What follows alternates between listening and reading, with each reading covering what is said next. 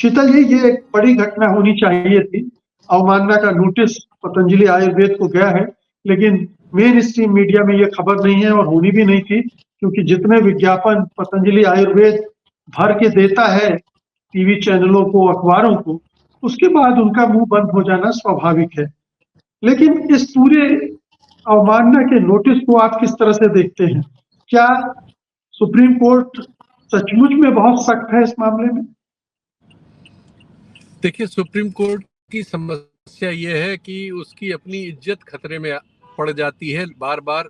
सरकार या सरकार से समर्थित केंद्र सरकार का मेरा मतलब है, उनके समर्थित लोगों के मामलों में, और ये मामला भी ऐसा ही है।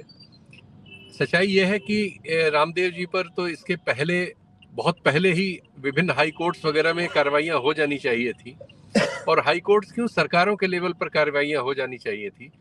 वो लंबे अरसे से उन मान्य नियमों का, मान्य तौर तरीकों को धता बताते हुए अपने प्रोडक्ट्स के बारे में, आयुर्वेद के बारे में और अन्य चीज़ों के बारे में जो हमारे यहाँ मिथिकल अप्रोच है समाज की, उसका इस्तेमाल बड़ी बेशर्मी से करते हुए जो हमारी दुनिया में इस समय जो ऐसी प्रणालियाँ हैं जिनके बारे में कुछ मान्य नियम कायदे बन चुके हैं, जिनका पालन करना अनिवार्य है, ऐसा कोई पालन उनको नहीं करना पड़ता है जब वो आयुर्वेद की शरण में चले जाते हैं। और ये कह के कि हमारे पूर्वजों ने ऐसा किया या हमारे ग्रंथों में ऐसा लिखा हुआ है, उस सब चीज, उस स्क्रूटनी से बच जाया करते हैं और ऐसे क्लेम करते हैं जिससे बहुत नुकसान समाज का हुआ है। मुझे अच्छी तरह से याद है कि पटना में एक बार इस तरह का प्रदर्शन करते हुए 2 या 3 लोगों की जान चली गई थी इनके प्रदर्शन में। एक बार और ऐसा मामला हुआ था जिसमें 2 वैज्ञानिक पति पत्नी जो थे वो इनके शिकार हुए और लौकी का जूस पीते हुए जहर हो गया उसमें और उनकी डेथ हो गई। वो उससे बहुत सारे इलाज करने के दावे ये किया करते थे। इन चीज़ों में सब में रेमेडीज हैं, एग्रीड, लेकिन इन रेमेडीज को आज की आधुनिक दुनिया में स्थापित करने का मान्य तौर तरीके विकसित हो चुके हैं।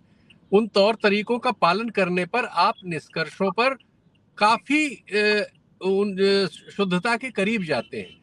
साथ ही आप इसके भी करीब जाते हैं कि उन चीजों से हानि क्या क्या हो सकती है। ये लोग ये दावे करते हैं कि सिर्फ लाभ ही लाभ है और हर चीज का इलाज है, हर चीज का हम वो कर सकते हैं, जबकि जो उसके लिए जो मान्य तौर तरीके हैं उसके परीक्षण के, उनका कहीं पालन करते हुए ये नहीं मिलते और झूठ बहुत बोलते हैं। जैसे मैंने भी आज से 1.5 साल 2 साल पहले जब कोरोना वाला मुद्दा हुआ था तो एक वीडियो इन पर किया था और वो संयोग से वो सूचना मेरे हाथ लग गई थी कि अमेरिका में, मैं उस समय कोविड से रिलेटेड इंफॉर्मेशन इकट्ठा करते समय अमेरिका की एक लैब में जिसमें एक भारतीय वैज्ञानिक काम करते थे उनके संपर्क में आया। तो उन्होंने बिना मतलब उनको कोई ऐसा बिना प्रयास के उन्होंने बताया कि अभी उनके पास रामदेव जी की कंपनी का मटेरियल टेस्ट के लिए आया हुआ है।